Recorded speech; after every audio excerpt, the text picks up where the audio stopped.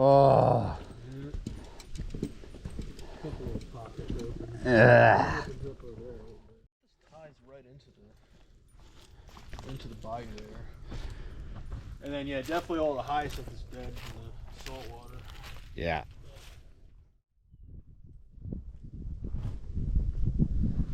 Welcome back to M Hood Fishing. It's been several months since Alex and I, or myself, with anyone, has been to this spot back here. We are in Lafitte. This is not looking very good right now. However, we'll make the best of it. This is a perch, sac-a-lait, sac-a-lait's crappie, a bass as well kind of spot. Sometimes you find redfish. Now this is drought related because you see it's super low on that boardwalk with the opening shots. That's where we came out. That boardwalk is usually suspended over swamp, and it's bone dry. It's so bone dry that it's got fissures and cracks in the ground, even though they have rescinded the statewide burn ban. Some places is still not wet, you know, not flooded. There's not a high water level. And this water doesn't look clean. It's muddy looking. Look. So Alex, his opinion is that all that hyacinth out there, that's what you see, that dead stuff, that's all dead from the salt water. I would say Alex is probably 100% correct, because a lot of places like this are saltier now because the fresh water is not pushing that salt water out. The salt water is able to creep in. Who knows what we'll get back here, but there's probably still freshwater fish here. This is just a nice chill spot. Both of us are going to start throwing for bass before we start anything else. We both have worms. That might be what is going to bring the most fun, most productivity. We are definitely not spoiled for choice here. Everything looks difficult. We got this nice open bit though. We're both kind of stuck in a small area to fish it. I don't remember what Alex is throwing, but I think it's watermelon red, and I've got this June bug Cinco here.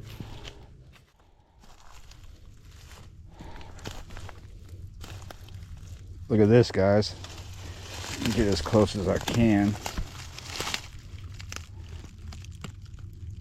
Check it out.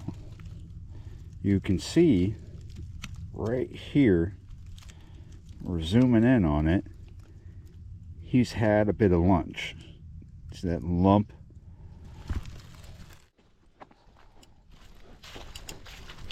Another shot of Alex's back as he passes under the Spanish moss. This is going to be one of those walk, walk, walk till we find the right spot, or we get frustrated and just start fishing worm under a cork. Okay, so we checked out this area extensively on the other side from where we started. There is activity, there's disturbances. We think it's mostly gar.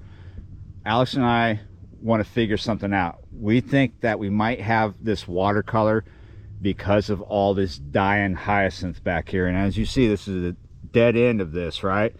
And look how much dead stuff there is. So if there's all this dying hyacinth here, we might have a low oxygen level, because we have a lot of gar, but we don't see much of anything else. We have not put the worm out. Alex did the jig, got no nips on that. What we want to figure out, you see this choke here? You can't see where it ends. This does go around a corner. We're going to walk around the corner, and what we want to figure out is if we can find the opening, and if we can, what is that water clarity like there? Does it change? Is there a higher oxygen level? Will we find more fish? Let's just go down there and see what it looks like, see if it's the same color, because this does go around a corner and tie into something bigger. That's what we want to see.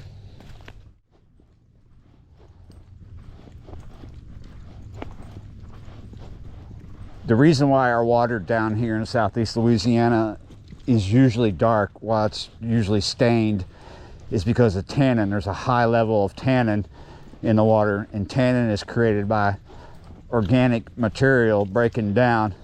That might be why this water is this color. It did not storm real bad yesterday. I don't know about this area, but out where I'm at, just a drizzle periodically, and out where I was on the water, same thing. And down here where the bend is it's just dying hyacinth again, more and more. We haven't seen a break yet. All the way down there. Yeah, we might end up walking to the end, guys, where this ties into another canal. Oh, I see light at the end of the tunnel, you would say. Ooh, I see. Yes, it's not all doom and gloom. We just got to get there, guys. All right, we're pretty much where that dead hyacinth ends, and there's more life in the water, but we have a similar color. It's changed a little bit, trust me on that, it has, but it's still dark, but it's not quite that rusty brown. There's a lot more activity down here. This is that canal that it ties into, which is big. The wind is hitting that a little bit, so we're going to stay here on this, but eventually move this way to the bigger canal. And as for the activity here, some of it's gar, but Alex just blurted out a fish name.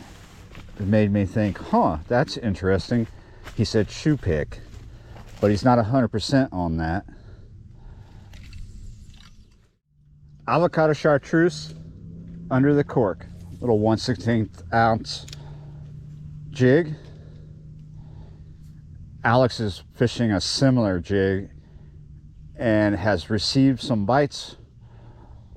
Swears up and down that at least 1 or 2 of them was from Sakale, but yeah, the rest he knows for sure it was gar. Bass baits are not getting any love. Water quality is not that great over here, but it's much better than where we started. I will give this a little bit of a try because we're losing, light. Time is ticking. Probably going to be at the end of this. Oh, there was a bite right there. That was a perch bite. Probably going to do the worm under the cork and see what we get. Switch to the red worm on a size 6 Aberdeen. Getting hits on the jig. Alex just lost a shoe pick on the jig, so there are definitely bowfin here.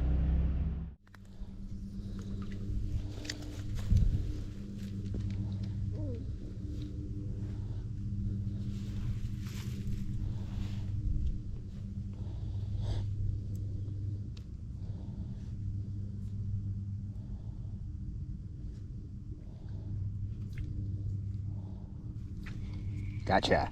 Finally. Little bluegill. Look at that.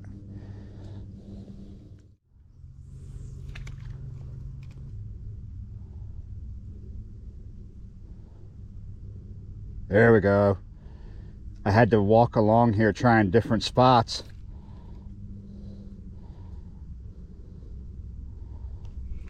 There we go. Again, it is really, really small. That is a goggle eye. Alex caught a bigger one. I am going to let this one go.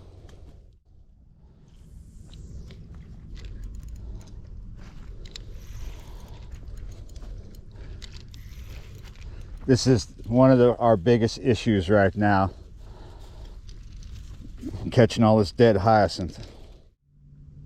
Sometimes my fishing videos are not so much about catching. Catching is important, but right now expect a lot of videos where it's about the discovery, about the experience as we explore areas and see how they have been affected this year by this extreme drought that we've gone through. And we're still in it, but we've received enough rain to where we can have campfires. Thank you for leaving that. Not something I really need, but I will take it.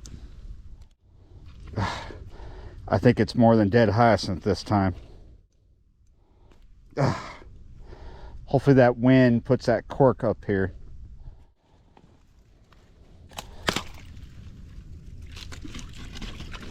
Thank you very much. It's not mine, or was not mine. It is now, though. Thank you very much. Another one.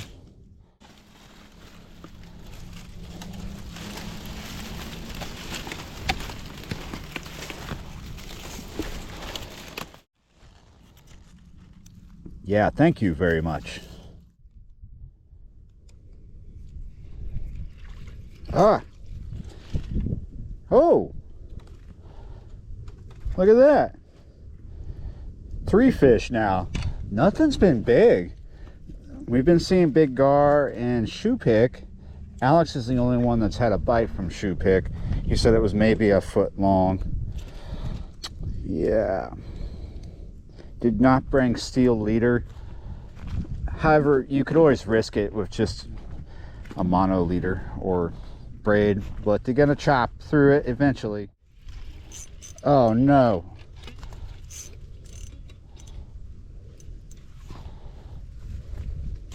Damn it. So I've lost 2 floats, and the last time I knew Alex had lost 2. He might be at 3 now, but I've gained quite a few floats in my back pocket along with a few other bibs and bobs.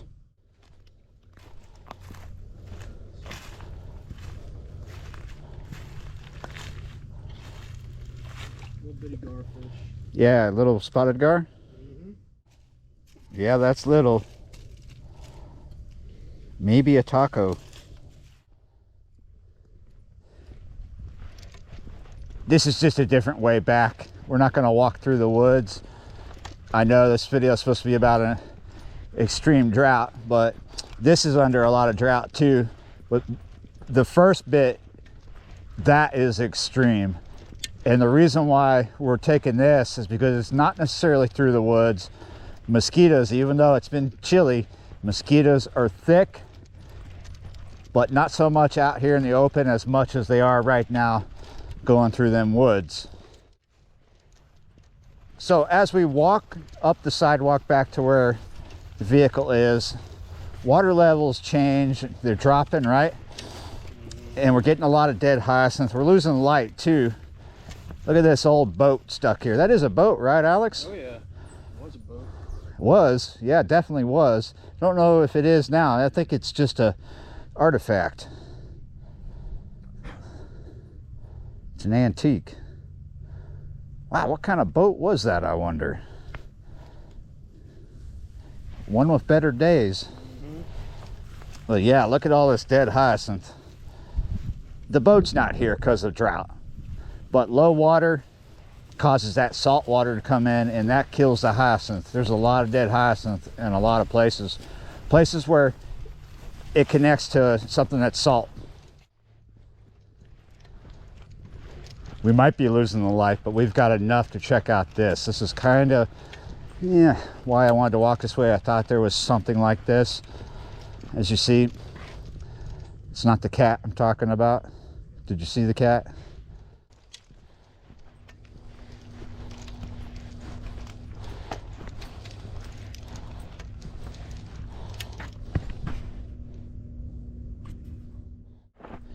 You knew we were going to stop and fish here. Alex is doing a spinner bait. I'm trying to suckle a jig. I had a bite on the jig right over here.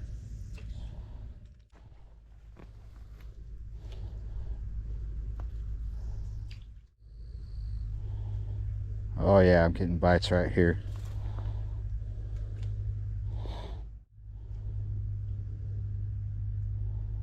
Gotcha. Yes.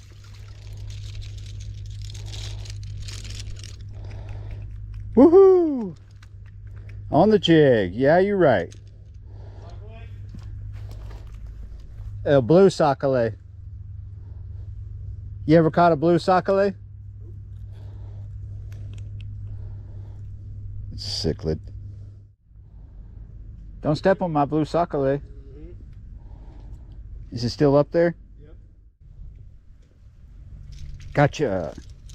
Yes. Look at that. Woo!